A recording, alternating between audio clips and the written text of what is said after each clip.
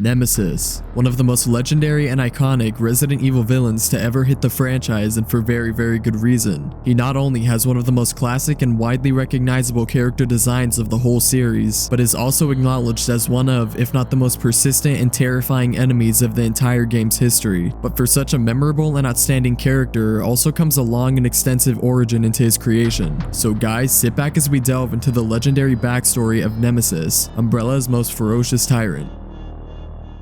So first of all, let's get an understanding of what a tyrant actually is. The literal definition of a tyrant is a human bioweapon created through either a primary T-virus infection or the cloning of such specimens with the intent to be used as super soldiers on the battlefield. However, a lot was still left to be discovered before beginning the creation of these monstrous creatures. Although the year 1966 is said to be where everything started, dating all the way back to the discovery of the progenitor virus in a western region of Africa. The TType tribe resided in this area who had been cultivating a poisonous flower known as Stairway of the Sun for generations. This flower was known to be extremely fatal to almost anyone who dared to ingest it. However, the key word here is almost. To get a picture, the TType tribe had lived by a form of monarchy rule, meaning that their society was largely controlled by an almighty king. The right to the throne was not inherited by birth, but rather by whoever could prove they possessed the right qualities and abilities to become king. In order to do this, those wishing to become royalty would be forced to ingest the poisonous flower. If the individual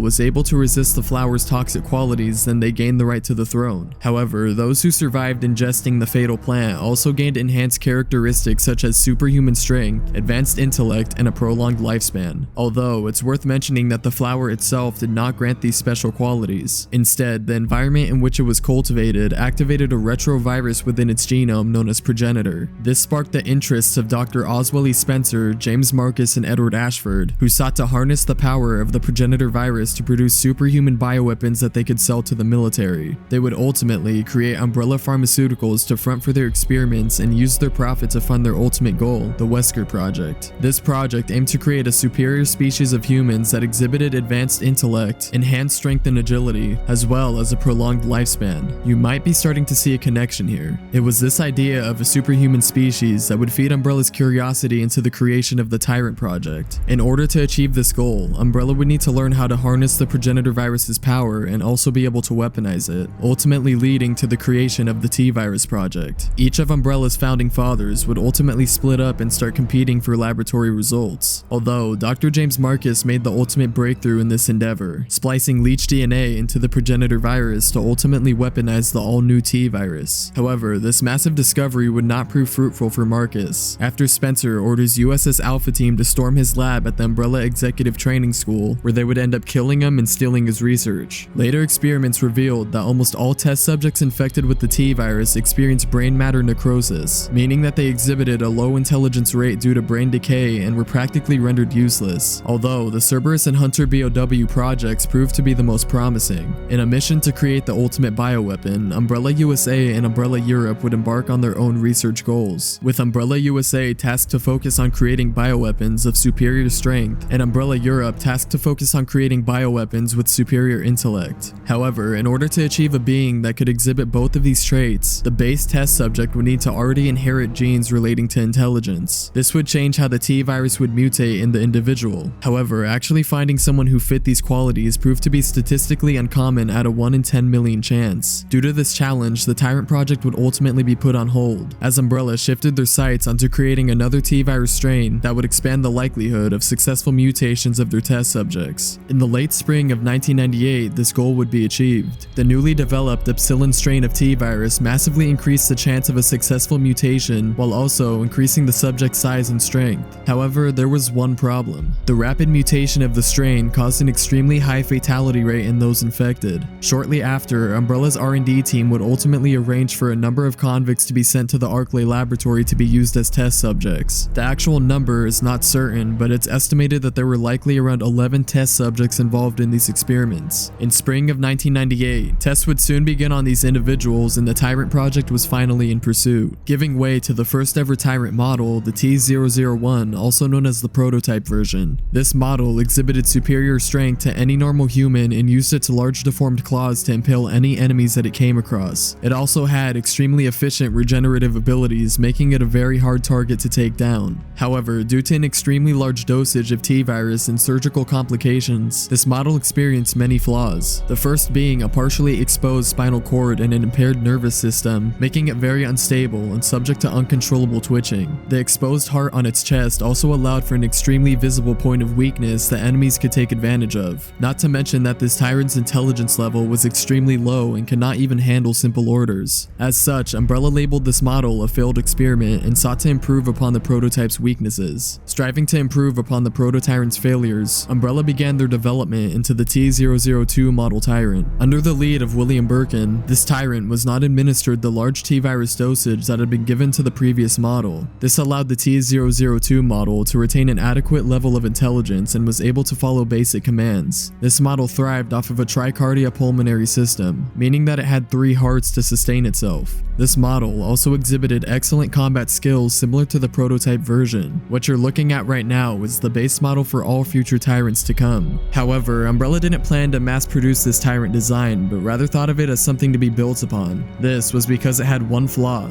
If left alone long enough, these Tyrants would become self-aware and would go out of human control, ruining the longevity of their usage, which, as you could imagine, was a major problem to the company. In July of 1998, after the outbreak of the T-virus within the Arklay facility, Umbrella employee Albert Wesker would successfully evacuate T-002 embryos from out of the lab to be used in further research, as Umbrella was determined to not have this project go to waste. After the Arklay incidents, most of the newly developed Tyrant models were actually modified clones of the T-002 predecessor. Later that July, the far more superior T-103 model Tyrants began development in the Nest laboratory below Raccoon City. As a fun fact, the 1 was added in the name to differentiate these Tyrants from their predecessors, as these models became the new age of Tyrant production. These Tyrants possessed intelligence extremely close to that of a normal human and were able to carry out impossible tasks. They acted as mercenaries or assassins for the Umbrella Corporation and were set out to do missions that no normal human could accomplish. The most notable of these models was the T-00 Tyrant, also known as Mr. X, who was sent on a mission during Resident Evil 2 to eliminate any remaining members inside of Raccoon City Police Station and acquired the G-virus sample from out of the pendant of Sherry Birkin. However, like the rest of the T-103 model Tyrants, Mr. X's trench coat was actually a power limiter which kept him from mutating into his final form. Although, after sustaining a massive amount of damage, this power limiter would go into a form of self-destruct mode, allowing Mr. X to transform into his true Super Tyrant form. Gaining increased strength and agility as well as a devastating mutated claw, Mr. X now appears to be an unstoppable life force capable of tearing you to shreds. Well, not really. Although its intimidating appearance, Mr. X and the T-103 models were susceptible to one major weakness present in many earlier forms, and that is one devastating rocket launcher to the face. This one flaw could not be ignored by Umbrella, as they needed to create a truly unstoppable Tyrant that could withstand anything. It's worth mentioning that earlier in 1998, work into the Nemesis project had already begun, which aimed to create parasitic organisms that could essentially hijack the brain functions of a BOW. However, this project experienced many flaws and would ultimately be abandoned until the creation of the T-103 Tyrants later that year, where the Nemesis project would ultimately be picked back up, and shortly after, a miracle was born.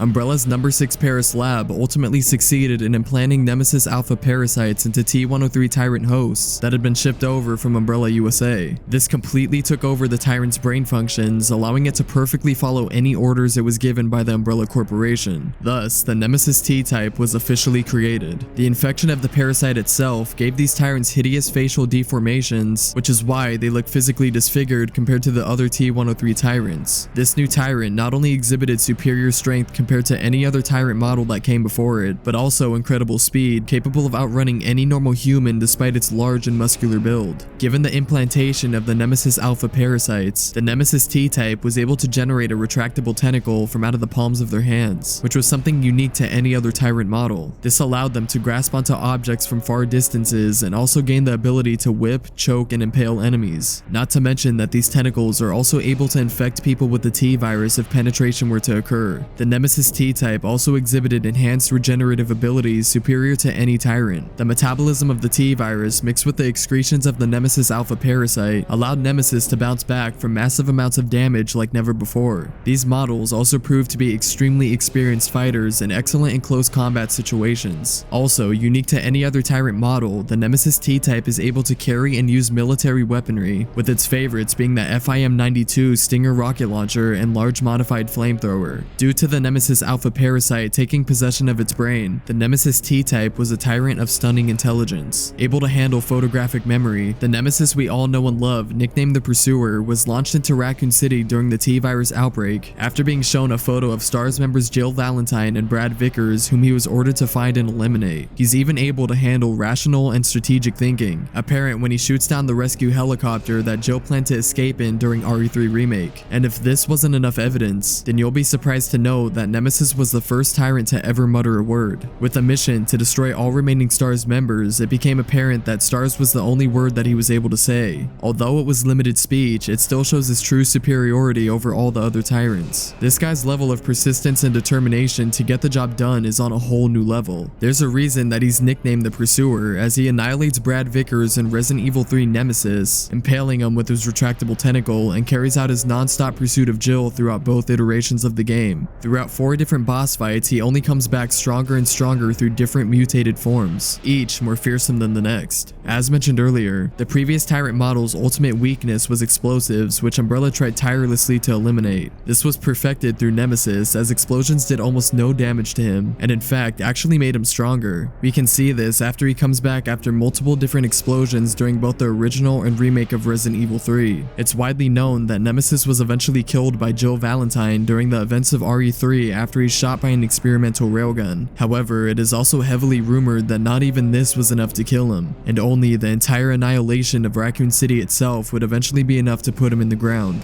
It is without a doubt that Nemesis was Umbrella's most persistent and superior tyrant, forever gracing the presence of Resident Evil history. Well guys, I hope you enjoyed the backstory into the origins of Nemesis. If you guys want to know more about the depraved crimes of Chief Brian Irons, then go ahead and click on this video right here. But thank you all for watching, take care, and I'll see you in the next one.